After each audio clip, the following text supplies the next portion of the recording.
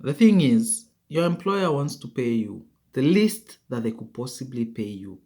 But for you to grow financially and to be able to be well off, you need to be paid as much as you can be paid for. So there's a big conflict between the two. What you want to be paid and what your employer is willing to give you. And here is the thing. There are many people probably who are fighting for the same position that you have, many people who are qualified for the position that you have. But how can you be able to uniquely separate yourself from the rest, to be able to have a unique bargaining position? As a Kenyan, as an African, we always bargain. You always find people in a market haggling. Somebody says, I'll pay you for this. Then somebody says, no, I want this for this. And you always have to come to a compromise. Usually, the person who is on the high end or who is in a better position is one who either has the best product, so you're a seller, you have the best product in the market, distinguishable from the rest. If it is tomatoes, they're the freshest, they're the biggest, they're the juiciest, they're most colorful. If you're the buyer, then you have to either, if you're buying, you have to either be buying bulk, so the person, you're going to offload a lot more quantity from the person, so you get a quantity discount, or you're going to assure them of continuously buying from them, and so they are assured of a fixed or a long-term contract, but at the end of the day, they will sell to you at a cheaper price if there's something that you're bringing in the table, because everyone's money is money. Whether you made money as a bank manager or you made money as a sweet seller, when you go to the seller in a market to buy tomatoes, all money is all money. So how do you uniquely identify and how do you uniquely separate yourself in the job market so that you are not only given good money for your skills, but you are continuously paid more and more for the jobs and the tasks that you make? The first thing, you need to have unique skills. These are skills that are not available to everyone. For example, you are an accountant. You do reports, you do taxes, you do all these things. What is the one thing that you do that is unique, that they would otherwise have to look for a consultant, otherwise have to employ somebody new to do? And with you at the helm, they are rest assured that you will be able not only to do the accounting bit, but you do these additional skills.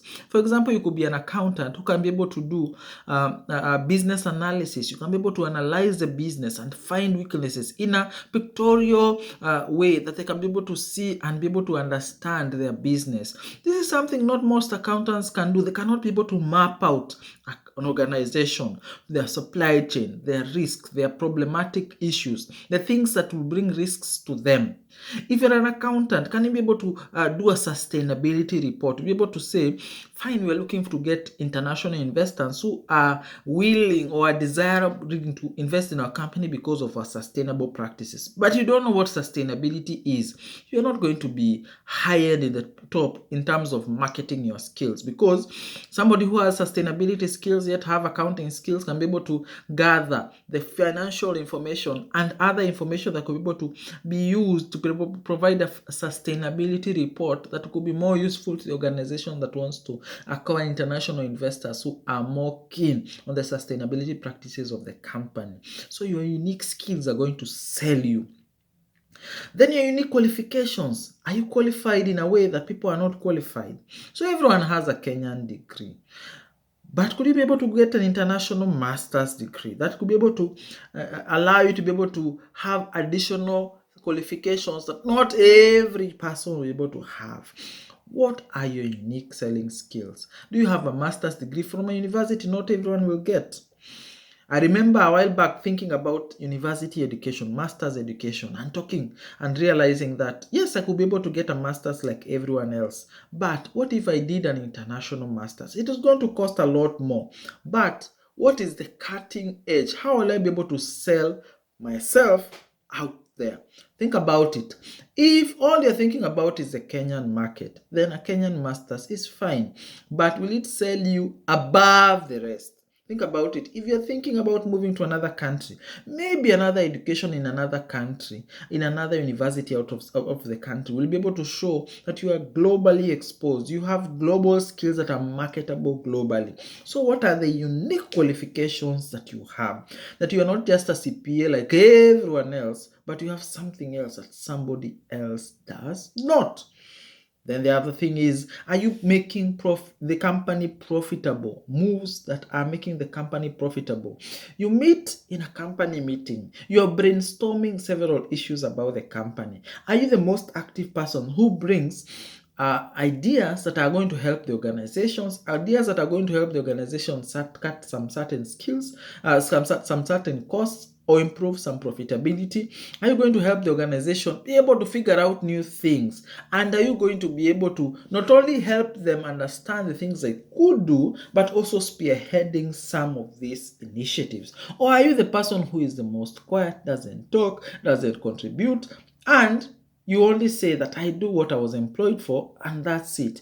Are you going above and beyond the call of duty in your unique job proposition? Because remember, sometimes in workplaces, there are people who create their own roles.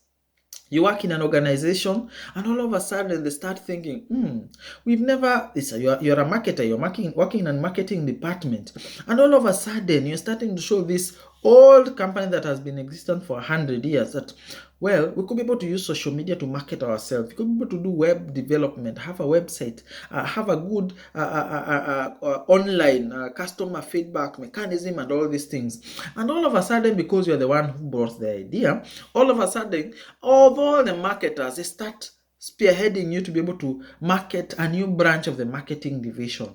They call it digital sales or digital marketing, and you become head of that. You have created your own role. So in that role that you have created, do you think it would be easy for you to not ask for more money because you are spearheading something new? You're spearheading something that is profitable to the organization, and you are going to create a new role with new skills, and so a new opportunity for you to ask for more money. Are you creating a role for yourself? Every time you work for an organization and a company, be the person who is going to give new ideas, be the person that is going to spearhead new ideas, be the person that they will think about when there's a new role to fill in a department and they have no one to think about.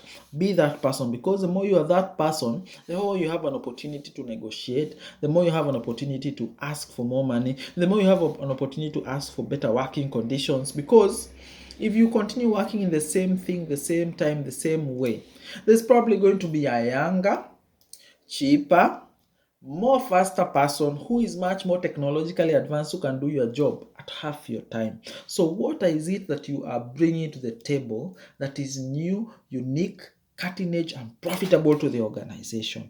That is how you are able to ask for much more money than the average person with the same academic qualifications. My name is George Kingori, online finance guy who helps you talk about money, grow money, and grow wealth. Thank you, and enjoy your day.